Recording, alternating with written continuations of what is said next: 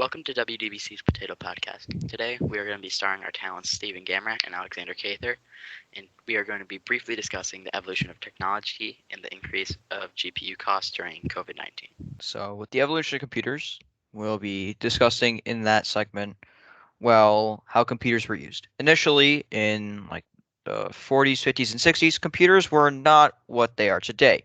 Computers were actual people, and it was a job that you could have.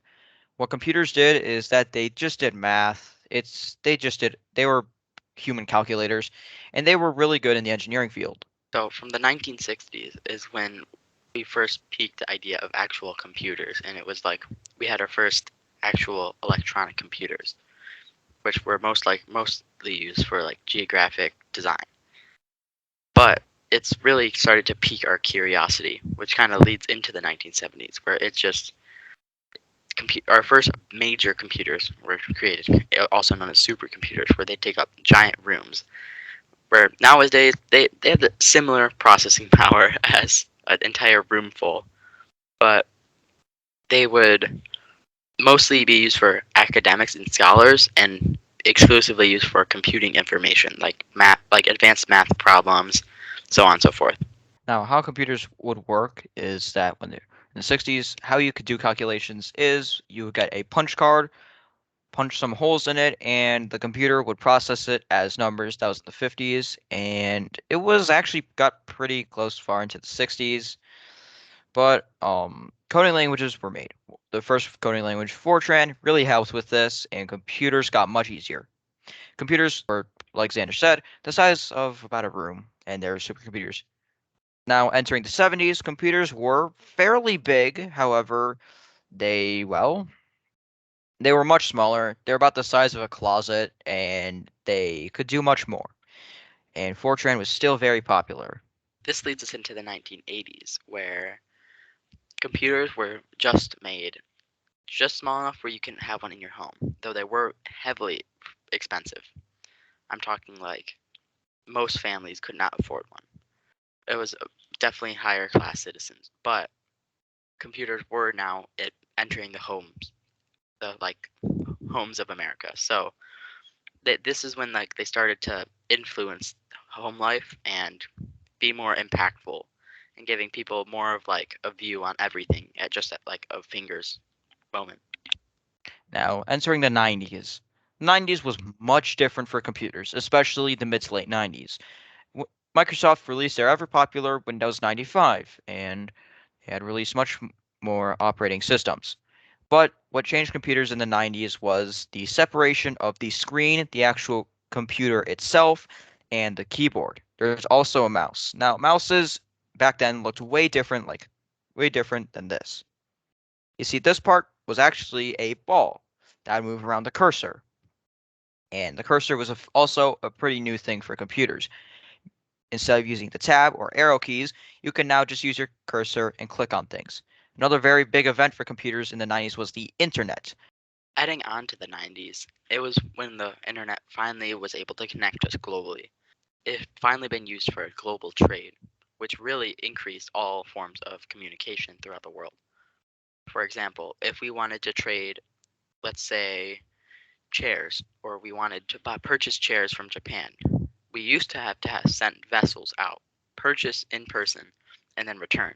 Now we can just give them a call or a text message, and now we can purchase via internet and just have one single trip vessel come our way.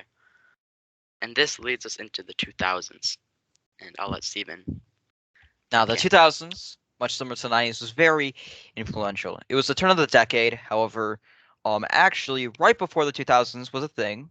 The Y2K problem had started. It was a problem that now is not important, but at the time was extremely important. Many people thought that 2000 the computers would either reset to 0000 or just 00 because computer dates would not have the full 4 digits as they do now. It would be 2 digits. This was very alarming, and many people thought that computers would actually reset and multiple things would fail. Luckily, this did not happen at the turn of the millennia, so that's really good. And in the 2000s, something was a lot different. Going with the internet, there is actually social media, which social media is an integral part of today's society and culture. And also, it's just really neat having social media. I mean, you can talk to people around the world much easier.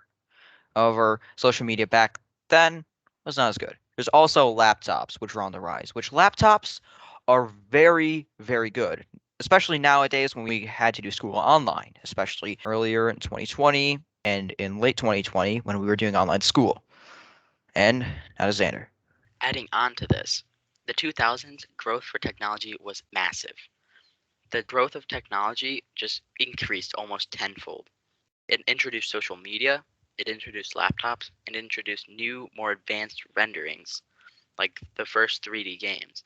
And this was integral to today's society because it paved the way for the future, with every year investing more and more effort into expanding this technology, which leads us into the 2010s. 2010s is all about refinement. Technology has finally become fully integrated into most of our daily lives. And now we live in a more digital world influenced heavily on our social media activities. And with this comes a greater responsibility, but also heavily regulated laws. Now there's a lot more copyright you see online, which leads us to copyright and many other more accusations. Now, with copyright, there have been many changes with it. And one of the first things that had to do with copyright, which was a legal case, was, and we're going to go back a few years and step back from 2010, was the YouTube Viacom case. This was either 2006 or 2007 when Viacom found out that users on YouTube were uploading videos from them. Viacom did not like this at all, and they really wanted YouTube to pay him back. However, this didn't go very well. With the early internet, it was more of a Wild West at the time, but this case was pretty good in Viacom's. However, Viacom did something stupid. They decided to do some guerrilla warfare type thing with advertising and they reposted, yes, reposted their own videos onto YouTube using, I think, Wi Fi at a FedEx place. It's really weird. And there have been many more problems with copyright on the internet.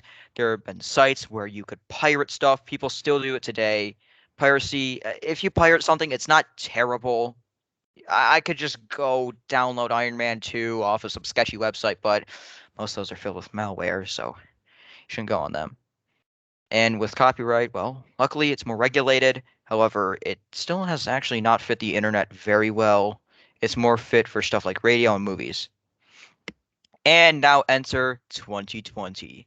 2020 is a very integral year for the internet, and, well, we're due a lot online because of school stuff. Alright, so come 2019, COVID finally hit, and it hit hard, shutting down most major school systems and basically just compromising the public. But due to this, many people have a lot of free times on their hand. They've lost jobs, and they're getting bonuses from the government that's being dished out, known as forgot what it's called, but Stimulus checks? stimulus check. Yeah, that's right. Yeah, but stimulus checks are being dished out. People are getting more money. People are having more free time, and with this increased bonus, they have money to burn. So people look for computers. They want something to spend their free time on. They want something that's fun, something that they can use universally. So they go out and buy computers. Due to this, computer prices have skyrocketed up to 200% more than the initial cost. And come 2020, the 300 series has finally been released for. So you have the 3060, 3070, 3080, and the 3090, which is an overclocked 3080 essentially. But due to this, prices have skyrocketed. Now GPUs are costing almost $1,000 to $2,000, which is absurd. That's almost half the price of a normal computer itself. Due to this, it's almost impossible to find them anywhere, let alone have them be accessible to the public. You have to wait in a queue just for a simple, like a singular computer component. And that's it for today's podcast. We sadly run out of time with the GPU segment. Sorry for that. And sorry for just the over explaining. But thanks for listening to today's podcast. I've been Steven Gamrat, and that was Xander Cather. And this has been WDBC's Potato Podcast. And thank you for listening.